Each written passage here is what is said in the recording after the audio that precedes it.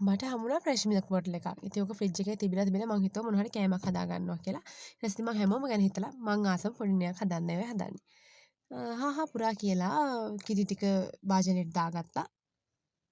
අර පිරිමැස්මෙන් යුතු ගෘහිණියක් විදිහට අන්තිම බින්දුව වෙනකම දාගන්න ඕනේ. ඔන්න නිසා සීනි ටික ඇඩ් කරගත්තා. ඊට පස්සේ අපි ඔන්න දැන් කිරි ටික උණු කරන්න යන්නේ.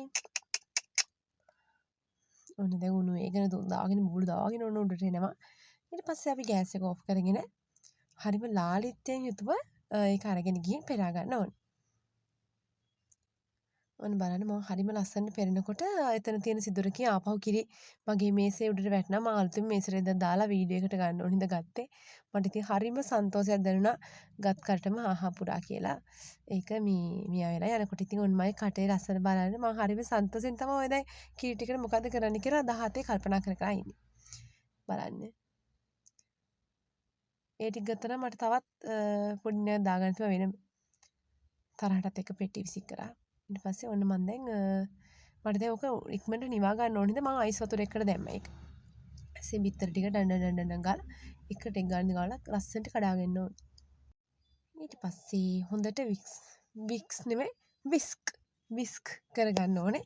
ඊපස්සේ බිත්තර එක හොඳට පෙන දාගෙන එනකම් විස්ක් කරගෙන ඔන්න දැන් අනිත් අය කැරමල් එක සාමාන්‍ය හදාගන්නේ මේක හදන්න කලින් කියන්නේ කැරමල් එක හදලා භාජනයට දාගෙන තමයි අර පුඩින් එක හදන්නේ.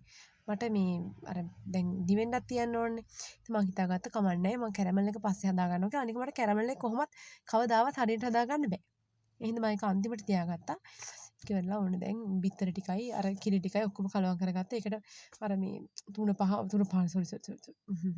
පහ නෙමේ මොනවද කරද පුංගු කරල් මැටි අර කුඩු කරගත්ත මොනවා හරි දානවා. ඊට පස්සේ ඔය උනේ අනිත් දේ මං කලින් දවසේ කේක් එකක් හදන්න ගිහින් කලරින් බෝතලේ හැරුණා.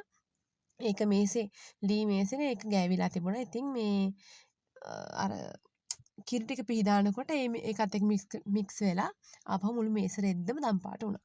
ඊපස්සේ ඔන්න මම දැන් පුඩින් එක අමන එකට දාලා බාලා ඔක්කොම කරලා තියෙන දැන් මම පුඩින් එකත් ඉක්මනට මට ෆ්‍රිජ් එකට දාලා දැන් මට කන්න හදිස්සි.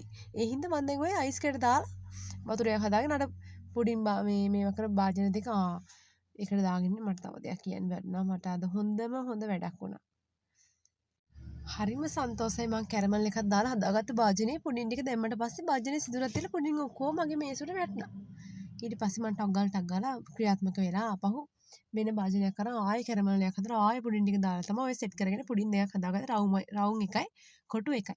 ඉතින් රවුම් එක මං ගත්තා. කොටු එක මගේ සහායට රවුම් එක මගේ සහායක ඩැනීට දීලා කොටු එක මං ගත්තා. ඉතින් මම කොටු එක අරගෙන චූටි වීඩියෝ කෑල්ලක් ගත්තා. මම මගේ ඩැනීට කිව්වා ඔයා රවුම් එක ගන්නකොට මට චූටි වීඩියෝ කෑල්ලක් එවන්න කියලා. ඉතින් එයා එව්වේ නෑ. කෑමක් දීලා ආපහු ඒ කෑම ගැන දිගින් දිගටම ප්‍රශ්න අහන්න බැරි හින්දා මං ඉතින් මගේ කොටු කෑල්ල විතරක් වීඩියෝ එකට ගත්තා. ඔන්න මම දැන් ඔක අනිත් පැත්ත ගහන්න යන්නේ.